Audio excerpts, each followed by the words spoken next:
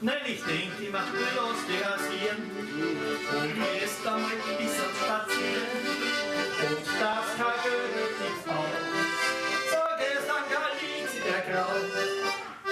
Der Galiziberg ist, naja, gleich später. Und wir im Galiziberg und schau mir immer so da sieh ich ganz schön in der Karte. Was machst du vorher, wer alles machen kann? Na, ich trag's dann schnell auf. So nehmen das Vogel fest auf. Und mir ist auch rein und her. Aber das Vogel ist ganz leer, das ist so ein Blamage. Hier noch am Wandungsriss. Vom Afrika als fürchterlich schwitzt. Und der Liebste versunken im Draht. Und siehst dich gerade unter meinem Baum. Das ist so ganz ein Wichser, wenn er wollt. Na, ich und am Baum, ich ganz still. Und denk, was der mir kommen will. Er sagt, ach, ich hab dich so gern. Und du sollst mal weiter wollt werden. Na, das haben schon viele gesagt, gell? Er nimmt sie ganz zart bei der Hand und sagt ihr ins Ohr allerhand. Sie meint,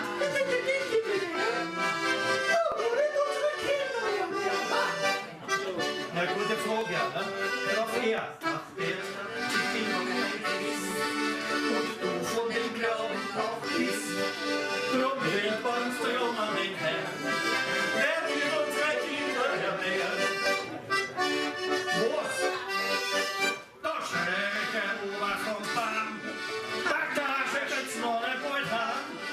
Von die Ober kommt, sag ich am Herrn, wer muss eure Kinder ernähren? Wer muss eure Kinder mitnehmen? Wer muss eure... Ja, ich war ja arme Jung, ne? Aber so jung war ich nie. Ja, gut. Soweit man das Original aus den Kindern halten. Ne? Gibt es noch einen Nachsatz? Die zwei waren vor Schrecken ganz stumm. Sie wandten sich nicht einmal um. Sie sind gerät über Stock, über Strauch. Ich halt mal vor mein Bauch. Aber das nächste Mal bleib wieder an.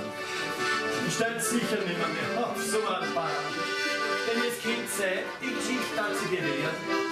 Und wie wir für die Kinder hernähern.